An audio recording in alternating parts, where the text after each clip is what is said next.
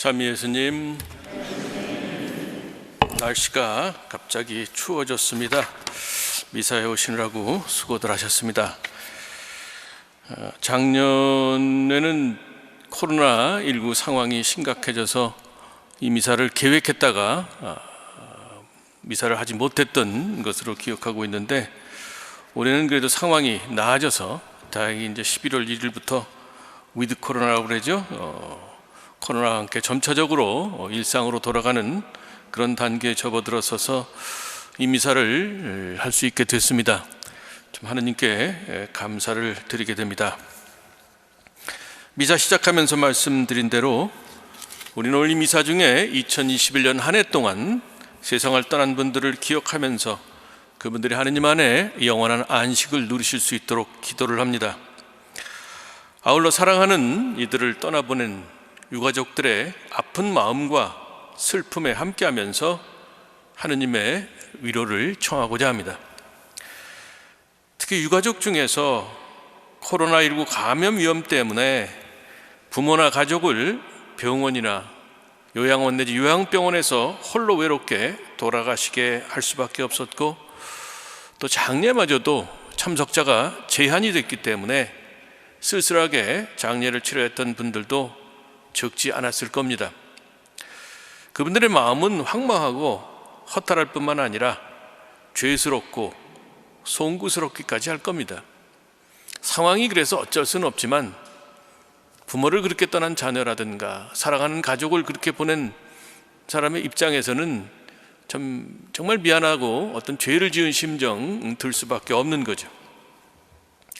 하지만 하느님께서 외롭고 쓸쓸하게 생을 마감한 이들의 곁을 지켜주셨을 것입니다. 하나님은 결코 우리를 혼자 내버려 두시는 분이 아니기 때문입니다. 구약성경 이사야서 46장 4절에 보면 이런 말씀이 있어요. 너희가 늙어가도 나는 한결같다. 너희가 백발이 되어도 나는 너희를 지고 간다. 내가 만들었으니 내가 안고 간다. 내가 지고 가고 구해준다.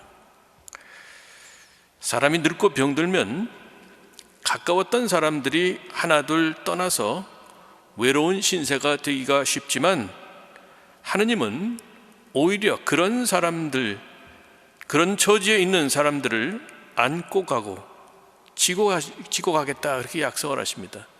곁을 지킬 뿐만 아니라 그 사람들의 어려움을 함께 지고 안고 가겠다, 그런 말씀하신 거예요. 한결같이 우리를 안고 지고 가시겠다는 하나님의 약속의 말씀, 그 말씀이 부모, 가족, 친지를 외롭게 떠나보내고 마음 아파하는 유가족들에게 위로와 치유의 손길로 다가가면 좋겠습니다. 사실 인간적으로는 그분들을 위로하길 길이 그렇게 없어요. 말로 위로해드린다고 해서 그게 잘 전달이 되겠어요? 그저 곁을 함께 지키면서 함께 슬퍼해주면 작은 위로가 되겠지만, 진정한 위로는 하느님께서 직접 주시는 거라고 저는 봅니다. 그 성경에 나타난 그 하느님의 말씀이 그분들의 마음을 움직여서 그 안에 평화와 위로를 심어주시면 좋겠다 싶습니다.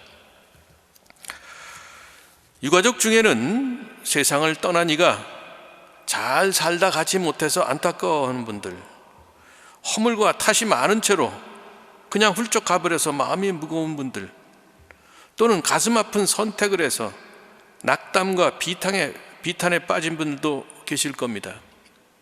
하지만 자비로우신 하느님은 그렇게 세상을 떠난 영혼도 너그럽게 바라보실 것입니다. 어떤 신부님은 본당에서 장례 미사를 끝내고 장례 행렬이 제대해서 이제 성당 문 쪽으로 이렇게 떠나갈 때 성당문을 빠져나가는 걸 보면서 독백처럼 이런 기도를 바친답니다. 주님, 또 한 분의 교우를 주님께 보내드립니다. 이 사람이 살아온 시간 동안 지은 죄는 묻지 마시고 그가 살아내야 했던 삶의 멍에만 생각해 주십시오. 설령 그가 주님께 충실한 믿음의 삶을 살지 못했다 하더라도 그에게 운명처럼 부여된 삶의 멍에를 한평생 지고 살아냈다는 그것만으로 그는 아름답고 위대해 보입니다. 주님, 저 영혼을 받아주십시오. 비록 우리 눈에는 부족해 보이고 결점 덩어리로 보이는 사람도 자신의 약함과 한계와 싸우면서 나름대로 어떻게든 잘해보려고 애쓰면서 발버둥치면서 살았는지 모릅니다. 우리는 한 사람의 마음을 들여다볼 수 없지만 하느님은 마음속 깊은 곳까지 들여다보시는 그런 분입니다. 그런 분이기 때문에 이 모든 것을, 한 사람이 드러내지 못하고 마음속에 꽁꽁 숨겼던 그 모든 것을 보시고 알고 계십니다. 어떤 사람이 칭찬받을 만한 삶을 살지 못했어도 하느님은 그가 무거운 인생의 짐을 지고 가면서 자신의 한계와 나약함을 극복해 보려고 발버둥치면서 노력한 것을 보시고 대견하게 생각하실 수도 있습니다. 오늘 제1독서의 말씀처럼 하느님은 죄인인 인간들의 구원을 위해서 당신의 소중한 외아들까지 십자가에 내어주신 그런 분입니다.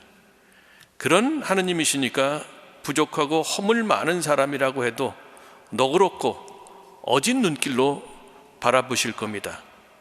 하느님이 그런 분이시란 믿음, 죄인들까지도 사랑으로 감싸주시고 자비로 용서해 주시고 자비로운 눈으로 바라보시는 그런 분이라는 믿음이 아쉽고 안타까운 마음으로 사랑하는 이를 보낸 유가족들에게 힘과 용기를 주면 좋겠다 싶습니다. 사랑하는 부모, 친지, 자녀가 세상을 떠나서 더는 볼 수 없다는 것은 큰 슬픔이 아닐 수 없습니다. 하지만 우리는 그리스도를 믿는 신앙인으로서 죽음이 아니고 영원한 생명으로 들어가는 문이라는 것을 믿습니다. 그런 믿음으로 인간적인 아쉬움과 슬픔을 이겨낼 수 있고 또 그래야 합니다. 왜냐하면 하느님을 믿다가 세상을 떠난 이들은 힘겨운 인생 여정을 끝마치고 오늘 제1독서에서 욥이 그렇게 보기를 갈망했던 구원자 하느님을 마주뵈면서 영원한 행복을 누리고 있기 때문에 그렇습니다. 신약성경 요한묵시록 21장 4절의 말씀처럼 구원자이신 하느님은 우리가 사랑하는 이들의 눈에서 모든 눈물을 닦아주실 것입니다. 2013년 9월에 세상을 떠난 유명 작가 최인호 씨, 열심한 가톨릭 신자이기도 했죠. 그분이 2004년에 어머니는 죽지 않는다라는 제목의 책을 냈는데 거기서 돌아가신 부모님과 앞서간 누나들을 그리워하면서 아주 아름다운 글을 남겼어요. 어머니가 돌아가신 것이 1987년이니 벌써 20년 가까이 되어간다. 아버지는 돌아가신 지 반세기가 되어가고 한 형제로 태어났던 큰 누이와 막내 누이도 돌아가신 지 벌써 5, 6년. 언제나 이 한 세상에서 함께 지낼 것 같은 가족들도 어느새 반 이상 우리 곁을 떠나 저 세상으로 떠나가셨다. 그리움도 많이 퇴색되어 버려서 문득문득 떠오르긴 하지만 가슴이 저미거나 보고 싶다는 감정은 떠오르지 않는다. 어머니와 아버지 그리고 누이들과 같은 성을 쓰고 같은 집에서 아빠, 엄마, 누나라는 호칭으로 서로를 부르며 소꿉장난을 하듯 재미있게 놀다가 이제는 그만 들어와 밥 먹어라 하는 하느님의 부르심에 먼저 들어가 버린 동무들처럼 느껴진다.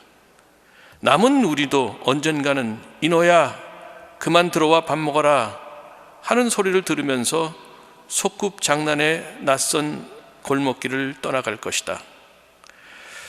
남아있는 우리는 먼저 집으로 들어가 버린 동무들이 우리 곁을 떠났다고 슬퍼하고 있지만 우리가 머물고 있는 이 골목길이 오히려 바람 불고 쓸쓸하고 무서운 낯선 곳일 것이다.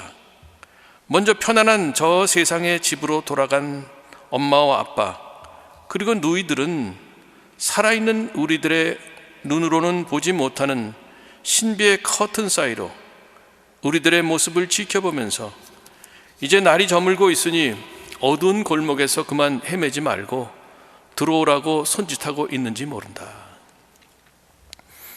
최인호 작가가 표현한 대로 우리보다 먼저 세상을 떠난 분들은 바람 불고 쓸쓸한 골목길과 같은 세상살이를 마치고 우리보다 먼저 편안한 저 세상의 집, 하늘 아버지의 집으로 돌아간 겁니다.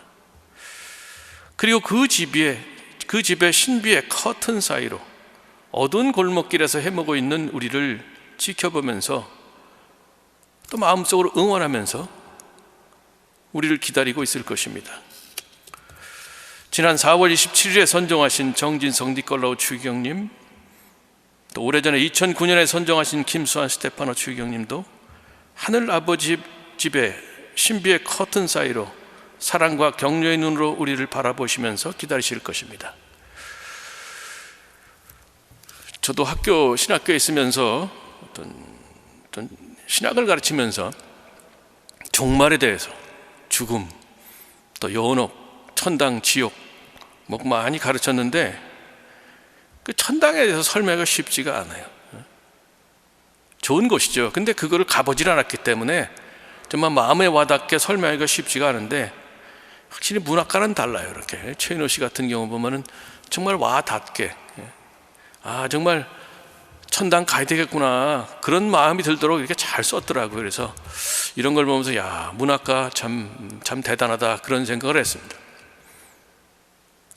뭐라고 그랬죠? 우리말에 개똥밭에 굴러도 이승이 좋다, 저승보다는 이승이 좋다 그러는데, 믿는 사람의 눈으로 보면 그렇지가 않죠. 최인호 작가 얘기처럼 우리가 사는 세상이 아무리 좋은 것 같지만 애들이 뛰놀다 하나둘 가버린 그 어두운 골목길 같은 그런 데일 겁니다. 근데 그 집안에는 따뜻하고 오늘같이 추운 날 난방이 잘 돼 있고 환한 불이 켜 있고 또 맛있는 저녁상이 우리를 기다리고 있는 바로 그런 것이 천국이 아닌가, 그런 생각해 봅니다. 우리를 먼저 떠나갔다고 애통하는 그분들이 바로 그 집에서 하느님 아버지 곁에서 따뜻하게 저녁을 드시고 있지 않은가. 그리고 우리도 언젠가 그 자리에 합석하기를 간절히 기다리고 있지 않은가, 그렇게 생각하면 어떨까 싶어요. 그 집에 무사히 들어가기 위해서는 지금 여기서 잘 살아야 합니다. 어떻게 사는 것이 잘 사는 것인가? 오늘 복음에서 예수님께서 가르쳐 주신 참된 행복의 길을 가려고 노력하는 것입니다. 하느님 이외의 것은 모두 비워버린 가난한 마음으로, 그런 마음으로 또 슬퍼하는 이들과 함께 슬퍼하면서 온유한 마음, 깨끗한 마음을 지니고 자비를 베풀고 평화를 심으면서 의롭게 살려고 노력하는 것, 바로 그것이 우리가 잘 사는 거죠. 물론 그렇게 사는 거 쉽지 않습니다. 그래도 어렵다 해도 노력하고 또 노력하다 보면 영원한 행복이 기다리고 있는 하늘 아버지의 집으로 무난하게 들어갈 수가 있을 겁니다. 그리고 거기서 우리가 사랑했던 사람들 모두를 반갑게 다시 만나는 기쁨을 누릴 수가 있을 것입니다. 그리고 그 기쁨은 영원히 사라지지 않을 겁니다. 258년에 순교하신 성 치프리아노 주교님의 그 말씀을 들으면서 강론을 마무리하고자 합니다.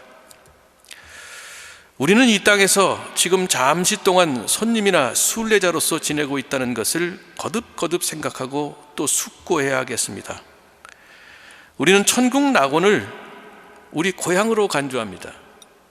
거기에는 우리를 아끼는 수많은 친지들이 기다리고 있고 부모와 형제와 자녀들의 허다한 무리가 우리를 애타게 만나려 합니다. 그들은 이미 자신의 구원에 대한 염려에서는 완전히 벗어났지만 아직도 우리의 구원을 걱정하고 있습니다. 그들을 보게 되고 포옹하게 되는 것은 그들과 우리에게 크나큰 기쁨이 되지 않겠습니까? 우리 모두 우리보다 앞서간 사랑하는 이들이 하느님 자비 덕분에 천국의 기쁨을 누리고 있다는 믿음을 굳건히 다지도록 합시다. 또한 언젠가 우리도 그들과 함께 기쁨을 누릴 수 있다는 희망을 마음속에 꼭꼭 간직하도록 합시다. 아울러 그 희망이 현실이 되도록 하루하루 참된 행복의 길을 걸어가도록 합시다. 모두 그런 지향으로 이 미사 중에 우리 자신과 또 서로를 위해서 기도하면 좋겠습니다. 잠시 묵상하겠습니다.